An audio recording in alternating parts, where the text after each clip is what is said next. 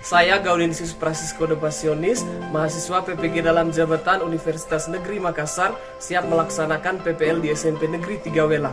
Saya mengucapkan terima kasih atas bimbingan dan arahan dari dosen pembimbing saya, Bapak Dr. Muhammad Wijaya, dan guru pamong saya, Ibu Nuraini Hamzah. Saya juga mengucapkan terima kasih untuk kepala sekolah, rekan guru, dan peserta didik yang telah mendukung saya demi kelancaran proses PPL saya di SMP Negeri 3 Welak, Kabupaten Manggarai Barat, Provinsi Nusa Tenggara Timur.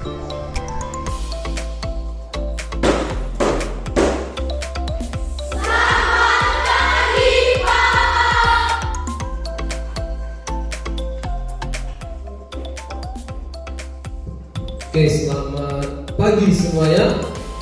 Pagi luar biasa. Oke, bagaimana kabar hari ini? Baik. Tepuk semangat.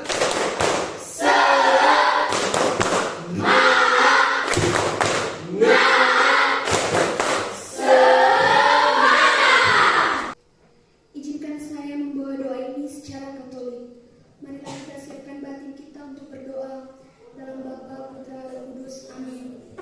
Tuhan Allah Bapa di dalam surga, puji dan syukur kami haturkan kehadirat-Mu atas segala berkat dan rahmat yang telah Engkau berikan pada hari-hari yang telah kami lewati. Indonesia tanah airku, tanah tumpah darahmu. Semuanya duduk siap gerak. Oke, perhatian ke sini. Agnes Nalu, Agustina Masri. Kalau mimpimu belum ditertawakan oleh orang lain, berarti mimpimu belum cukup besar. Kalau misalnya saya mau jadi apa begitu, terus orang ketawa, tidak mungkin. Itu harus dibalas dengan pembuktian. Balas dendam terbaik adalah dengan menjadi lebih baik. Pertemuan sebelumnya ada yang ingat? Kita belajar tentang apa? Siapa yang masih ingat? Unsur, senyawa, dan campuran.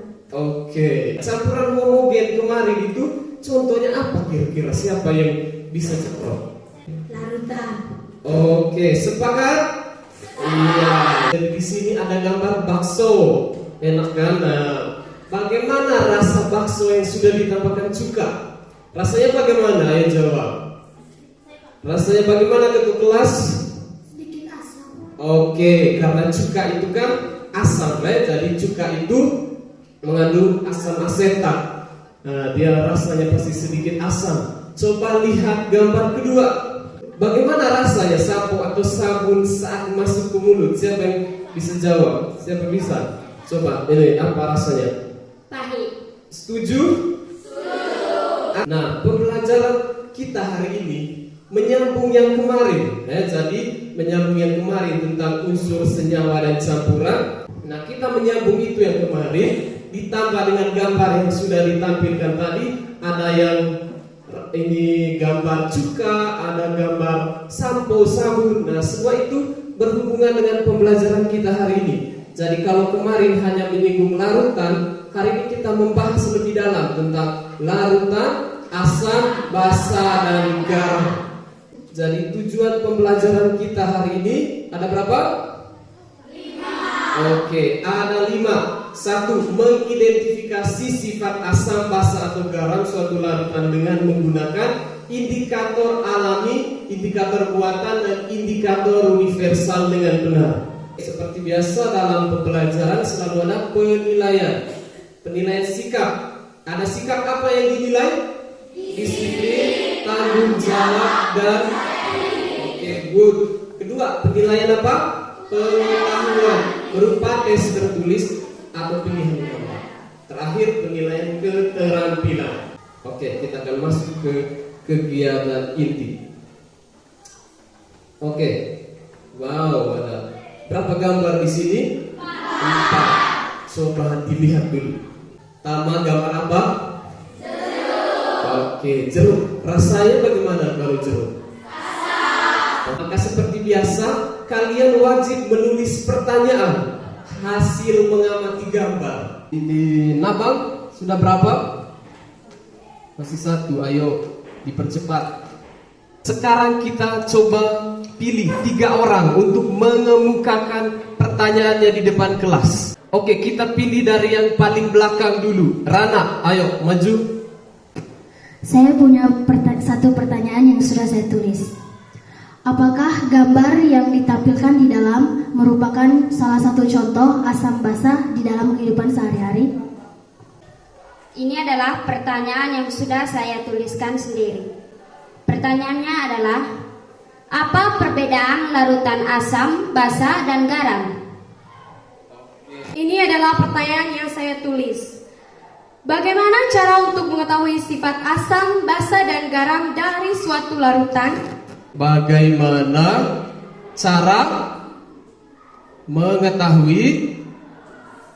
mengetahui sifat asam, basa, dan garam? Oke, kita masuk ke tahap pengumpulan data. Jadi ada 4 kelompok seperti kelompok pertemuan sebelumnya.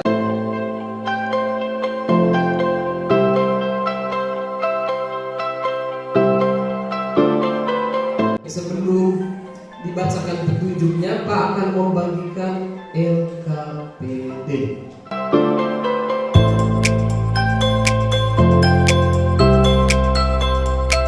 Jadi kita akan simak video terlebih dahulu, baru melakukan percobaan.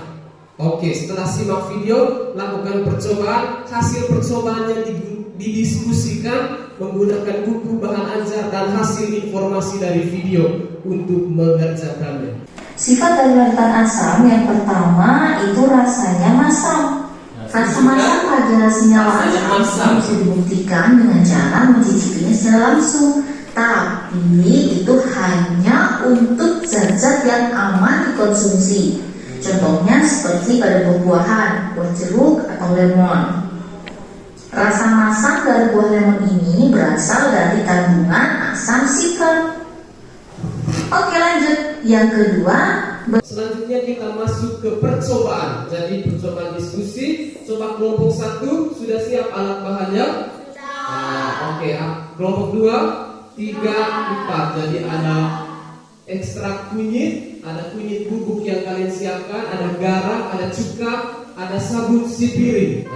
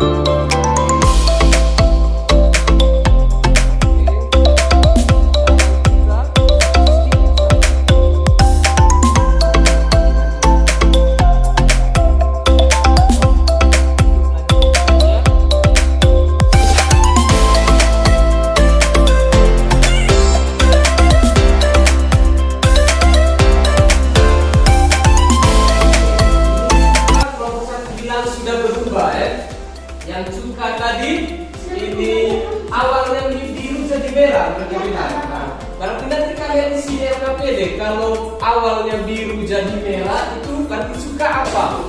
Ayo Denny, kalau awalnya biru malah jadi merah kertas lakunya, berarti dia larutan apa? Nah, itu jadi itu yang diisi di LKPD hasil pengamatannya. Jadi asam itu hanya membirukan lakmus ini, mengubah lakmus biru saja, lakmus merahnya. Nah, yang garam tidak berubah berarti karena dia netral.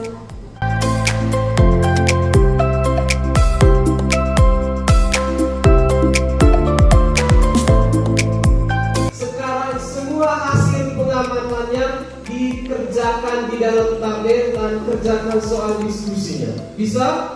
Oke, silakan dimulai dari sekarang.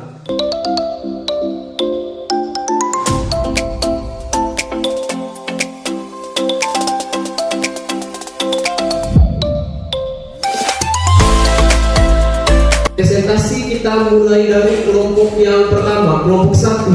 Selamat pagi teman-teman.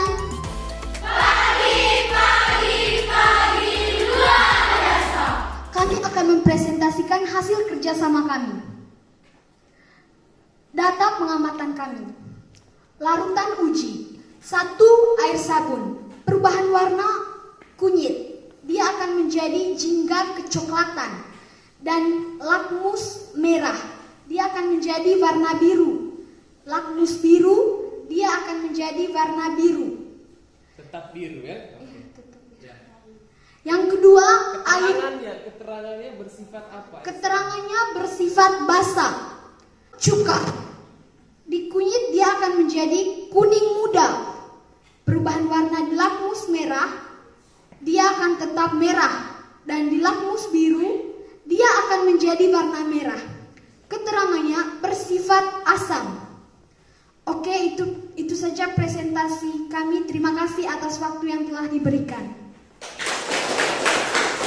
Tapi mungkin ada yang mau bertanya? Menurut kelompok 1, apa kelebihan dan kekurangan kertas lakmus saat digunakan sebagai indikator asam basa? Kelebihannya cepat dan mudah untuk menentukan sifat asam atau basa. Dan kekurangannya bukan indikator pH yang akurat. Tidak menghasilkan nilai pH dengan skala angkanya. Karena semua sudah presentasi, mungkin masih ada yang mau memberikan pertanyaan? Ada? Oke, dari kelompok 3. Berdasarkan informasi yang pernah saya baca, obat mah itu bersifat basa. Bagaimana proses obat mah yang bersifat basa ini dalam menghilangkan gejala mah? Tadi sudah disinggung di video. Kalau asam lambung itu berarti dia asam kan? Jadi kenapa minum obat mah? Karena obat mah itu sifatnya basa. Jadi yang asam dinetralisir oleh yang basa. Dan setelah presentasi kita akan menyimpulkan pembelajaran kita hari ini. Apa yang kamu simpulkan dari hasil presentasi? Siapa bisa? Larutan asam memiliki pH kurang dari 7 dan rasanya masam.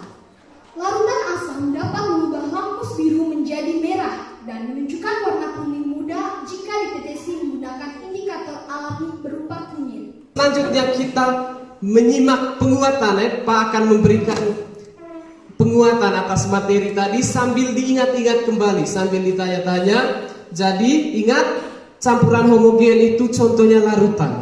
Larutan tadi berapa? Asam, basa, dan garam. Oke. Kita pakai tidak indikator alami tadi? Pakai. Apa indikator alami yang kita pakai tadi? Kunyit. Oke, selanjutnya siap kertas, kita kerja post-test. Sudah? Selanjutnya kita akan umumkan kelompok terbaik. Jadi semua ketua kelompok berdiri di depan. Akan ditentukan kelompok mana yang kinerjanya paling bagus. Kelompok terbaik hari ini jatuh kepada kelompok terbaik. Who's gonna win the competition today? Siapakah yang akan memenangkan? And the best group goes to pemenangnya jatuh kepada kelompok 3. Jadi pertemuan selanjutnya kita akan belajar tentang perubahan fisika, perubahan kimia, sifat fisika, sifat kimia. Jadi baca buku, dipelajari dengan baik. Siapa yang seperti nomor 1? Mana 2 jempolnya? Oke, 2 jempol, bukan 1, 2 jempol. Oke ya. Jadi di akhir pembelajaran ini seperti biasa selalu ada pantun yang luar biasa. Siapa yang mau baca pantun? Buah semangka, buah duku. Biji cempedak dibuat jamu.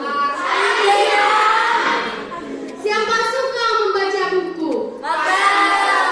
Pasti banyak mendapat ilmu. Izinkan saya membawakan doa ini secara katolik.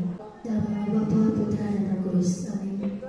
Tuhan, kami berterima kasih kepadamu atas berkat yang Engkau berikan kepada kami. Tepuk semangat.